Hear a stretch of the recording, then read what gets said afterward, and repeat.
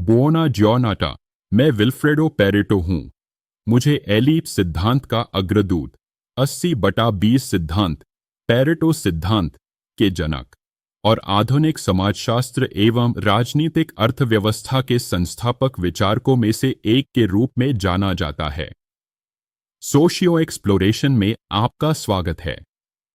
इस वीडियो में मैं आपको अपने जीवन की यात्रा पर ले चलूंगा और आर्थिक सिद्धांत, राजनीतिक विचारधारा और समाजशास्त्र में दिए गए मेरे महत्वपूर्ण योगदानों को उजागर करूंगा, जैसे कि धन के वितरण के पैटर्न, सत्ता पर एलीट का नियंत्रण और मानव के तर्कहीन व्यवहार की व्याख्या।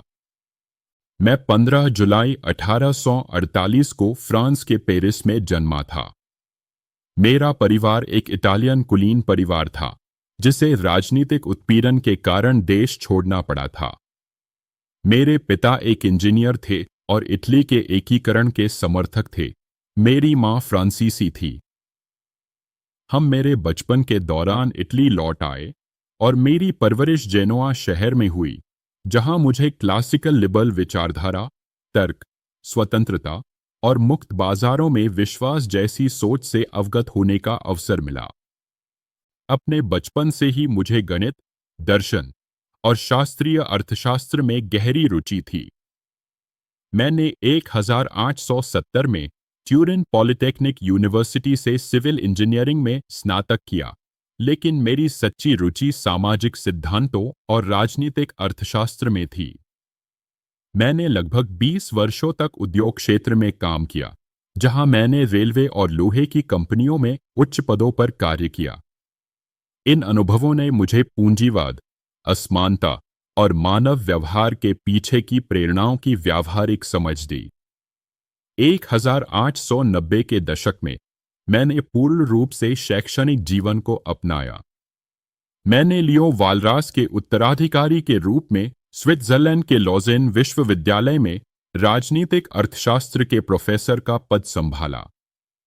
यहीं पर मैंने अपने सबसे प्रभावशाली कार्यों का प्रकाशन शुरू किया। मेरी शुरुआती खोजों में से एक यह थी कि आय और संपत्ति समान रूप से वितरित नहीं होती और यह वितरण एक नियमित पैटर्न का पालन करता है। मैंने दिखाया कि एक छोटा सा प्रतिशत जनसंख्या संसाधनों के बड़े हिस्से पर नियंत्रण रखता है। यह पैटर्न समय और स्थान के बावजूद बार बार सामने आता है। इसी से जन्म हुआ पेरेटो सिद्धांत या 80/20 नियम का, जिसमें कहा गया है कि लगभग 20% कारण 80% परिणाम उत्पन्न करते हैं। लेकिन मेरी खोजें अर्थशास्त्र पर ही सीमित नहीं थी। मैंने अपना ध्यान समाजशास्त्र और राजनीतिक सिद्धांत की ओर मोड़ा। मैंने यह समझने की कोशिश की कि मनुष्य अक्सर तर्क से नहीं, बल्कि भावनाओं और प्रवृत्तियों से प्रेरित होकर कार्य करता है। मैंने तर्क दिया कि अधिकांश निर्णय तर्क से नहीं लिए जाते, बल्कि बाद में तर्कसंगत व्याख्याओं से उन्हें सही ठहराया जाता है।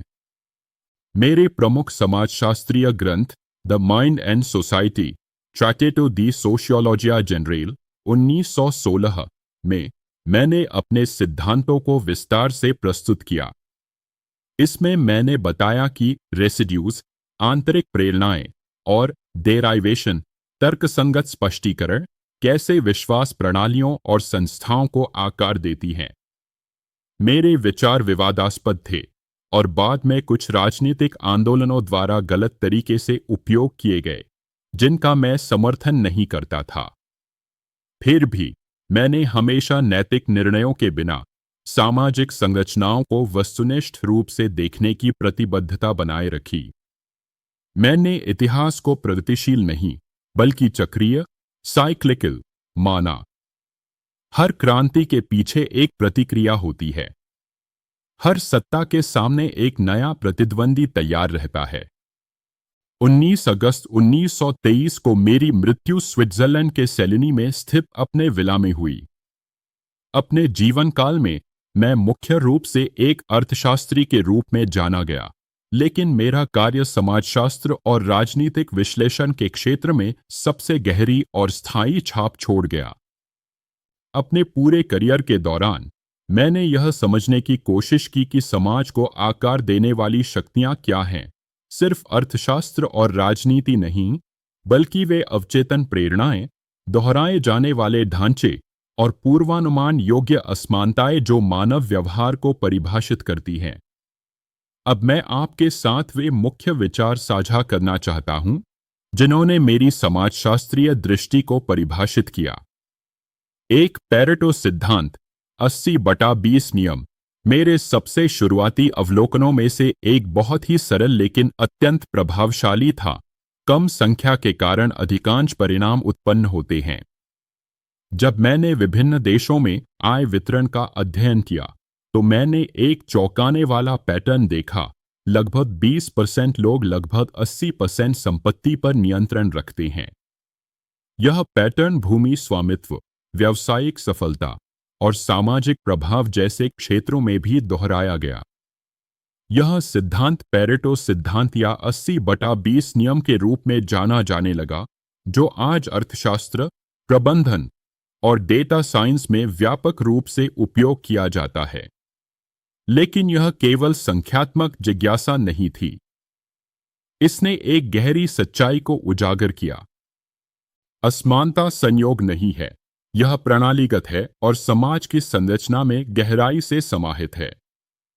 2, अभिजात वर्ग का चक्र, द सर्कुलेशन ऑफ एलीट्स। मैंने यह तर्क दिया कि हर समाज में सत्ता कुछ गिने-चुने अभिजात वर्ग के हाथों में केंद्रित हो जाती है। राजतंत्र हो, लोकतंत्र हो या क्रांति, नाम और विचारधाराएं भले ही बदल जाए, लेकिन ढांचा वही रहता है। एक शासक वर्ग उभरता है, सत्ता को मजबूत करता है और अंततः किसी नए अभिजात वर्ग द्वारा प्रतिस्थापित कर दिया जाता है। मैंने इस प्रक्रिया को अभिजात वर्ग का चक्र, सर्कुलेशन ऑफ एलीट्स, कहा। कोई भी राजनीतिक प्रणाली इस अभिजात प्रभुत्व को पूरी तरह समाप्त नहीं कर सकती। यह केवल यह तय करती है कि सत्ता किसके पास रहेगी।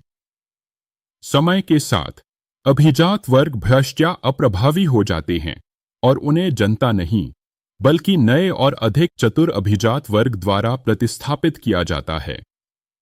3, अवशेष और व्युत्पत्तियां, रेसिड्यूज एंड डेरिवेशंस।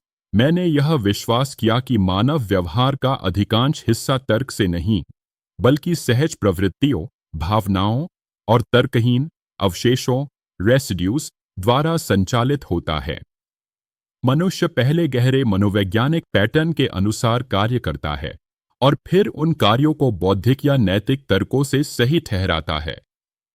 पहला, इन गहरी और स्थिर प्रवृत्तियों को मैंने अवशेष कहा, जैसे कि सामाजिक स्वीकृति की आवश्यकता, स्थिरता की चाह या क्रियाशीलता की प्रवृत्ति।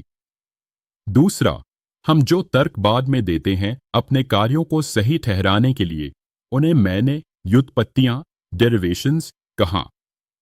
संक्षेप में, हम तर्क के कारण कार्य नहीं करते, हम कार्य करते हैं, फिर तर्क देते हैं। यह विचार इस परंपरागत मान्यता को चुनौती देता है कि मनुष्य मूल रूप से एक तर्कसंगत प्राणी है। इसके विपरीत, हम हैं भावना, अनुष्ठान और आदत के जीव, जो तर्क के भ्रम में लिपटे हुए हैं। 4, तार्किक बनाम अतार्किक क्रिया, logical versus non logical action. इस विचार को आगे बढ़ाते हुए मैंने 2 प्रकार की मानवीय क्रियाओं के बीच अंतर किया। तार्किक क्रियाएं, लॉजिकल एक्शंस, जो स्पष्ट कारण परिणाम संबंधों पर आधारित होती हैं और किसी विशिष्ट लक्ष्य को प्राप्त करने के लिए की जाती हैं। अतार्किक क्रियाएं, नॉन लॉजिकल एक्शंस, जो परंपरा, भावना और सामाजिक प्रतीकों पर आधारित होती हैं। मैंने तर्क दिया कि अतार्किक क्रियाएं मानव समाज में प्रमुख भूमिका निभाती हैं, विशेषकर राजनीति, धर्म और जन आंदोलनों में। यह विचार आगे चलकर विचारधारा, आइडियोलॉजी, प्रचार, प्रोपेगेंडा और सामूहिक व्यवहार, कलेक्टिव बिहेवियर की समाजशास्त्रीय और मनोवैज्ञानिक सिद्धांतों की नींव बना। 5, लोमड़ी और सिंह, अभिजात वर्ग की मनोविज्ञान, the foxes and the Lions elite psychology.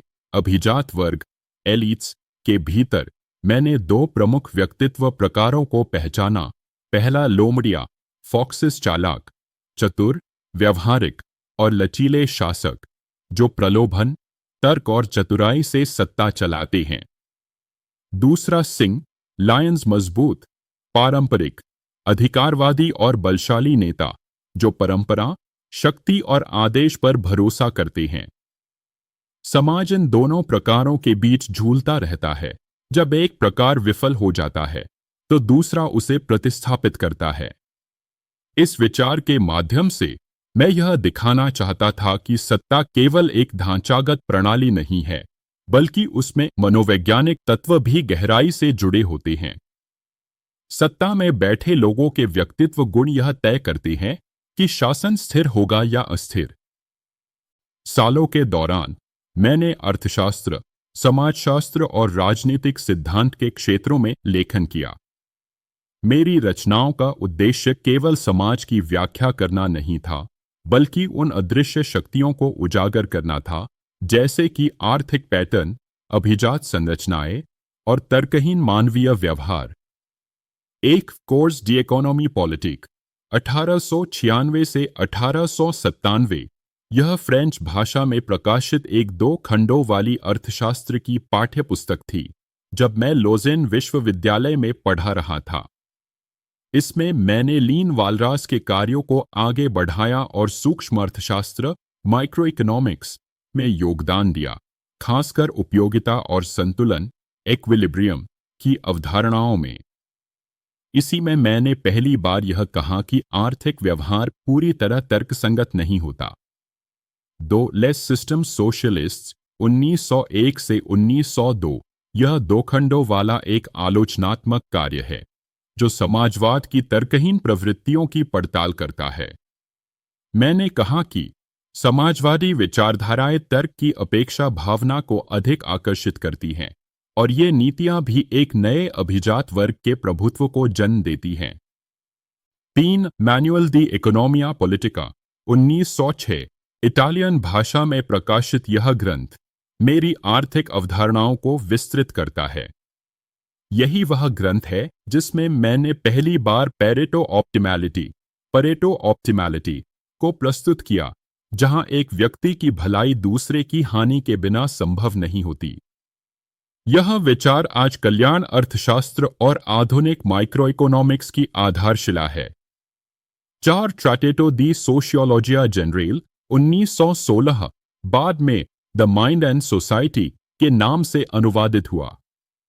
यह मेरा समाजशास्त्रीय प्रधान ग्रंथ है जिसमें मैंने विवेचन किया अवशेष और व्युत्पत्तियां, अभिजात वर्ग का चक्र, तार्किक बनाम अतार्किक क्रिया, शासक वर्गों की मनोवैज्ञानिक श्रेणियां। इस पुस्तक ने मुझे वेबर और डुर्कहाइम जैसे प्रमुख समाजशास्त्रियों की पंक्ति में खड़ा किया।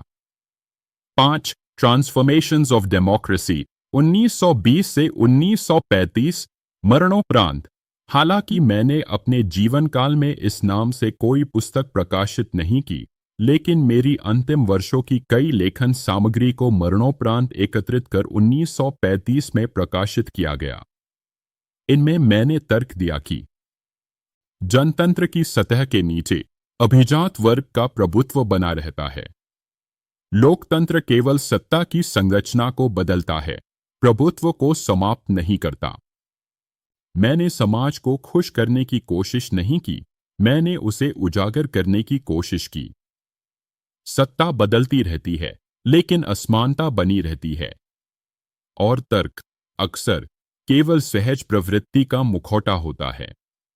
अगर मुझे याद रखा जाए तो इस रूप में कि मैंने उन पैटर्न्स को उजागर किया जो चुपचाप हमारे समाज पर शासन करते हैं। लाइक करें, सब्सक्राइब करें और नोटिफिकेशन के लिए बेल आइकन जरूर दबाएं। ग्रेजी ही बोना जॉनटा।